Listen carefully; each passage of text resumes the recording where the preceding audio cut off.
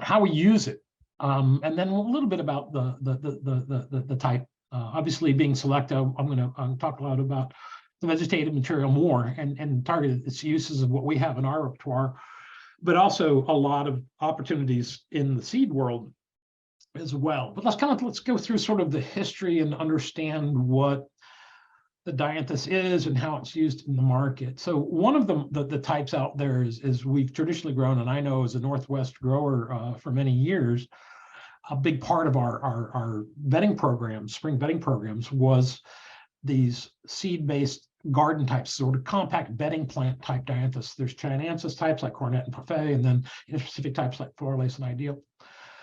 At Ball, with Pan American Seed being a Ball partner, and they've done a lot of work really to develop this market and the products to support this market. So this is kind of a whole Ball initiative. I'm going to drive the Selecta piece, but I know Pan American is right on the heels with that. And that being said, we talk about, the saying that a rising tide brings all ships up. One of the key pieces in my mind that's bringing the tide up is this new type of Sweet William Barbados types that are being produced, specifically the Pan American varieties. I'm a long fan of old-fashioned Sweet Williams, the old school biennials, tall, kind of lanky but beautiful bicolor flowers in my garden. But these are so much next level. The full series, their series, they've got multiple colors. The performance is incredible and work in so many markets.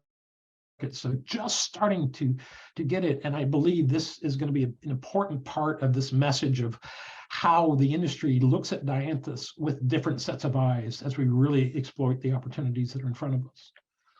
Then, of course, there's cutting-based garden plants, and that encompasses a use breadth that broadens and covers over multiple types genetically. Dianthus breeding has been interspecifically based for quite a while now, and out of that you bring types, plants that have a certain look, or a certain foliage type and so forth. And that's kind of how we've designated historically based on the blood that's going in. This is a quote perennial type or a quote pot carnation type or what have you. But the bottom line is they are all interspecific from all breeders. It's how we use them, how we position them, and their relative hardiness that defines how they work in the garden. Cut flowers, huge historical traditional cut flower production on this product. A lot of it is offshore, but we're very excited to be partnering with Ball Seed and Selecta to bring, in addition to the Barbados types that Pan American's producing, but bring the green Barbados types, sprays and standard types to the U.S. market. The farm where these cut flowers has been approved, and we're in the final stages of finalizing the paperwork to where we begin shipping these cuttings into the U.S. market. So we are poised to attack both the cut flower opportunities as well as the pot type opportunities that we have in this as well.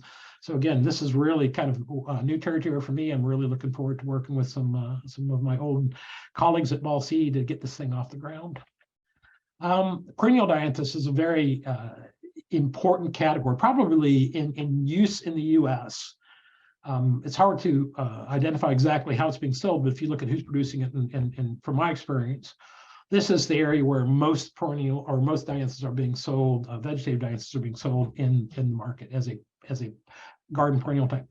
A lot of times these are sort of pot carnation type, double flowered carnation type breeding that aren't necessarily fully hardy. And the hardiness ranges in Dianthus from anywhere from a zone 5. We haven't tested further. We're doing tests in Manitoba right now to try to see how far we can push the envelope for hardiness, but we'll know more here in a few weeks. But the idea is that they run from what we know now to be a zone 5 up to 7B with some of the more tender stuff. So they are all quote all of this vegetative type are quote tender perennials. But again, some of them are hardier than others. So we do position them appropriately. And then the huge opportunity in the place where the market has exploded in Europe, I mean, incredibly over the last 10 years, is in this concept of pot carnations. And it's exploded for a multitude of reasons. One is the indoor pot market has been dominated by a handful of products that have been the mainstays forever and ever. And the indoor garden, or the indoor floral department has always kind of had that same look. You've got your cyclamen, you've got a couple of clanchas, you've got some pot mums and some foliage plants and some knickknacks and paddywhacks. But the bottom line is Dianthus has not been a core part of that that look indoor for a long, long time, from way back to the early pot carnation days in the 60s, 70s, where pot carnations were kind of coming to the market.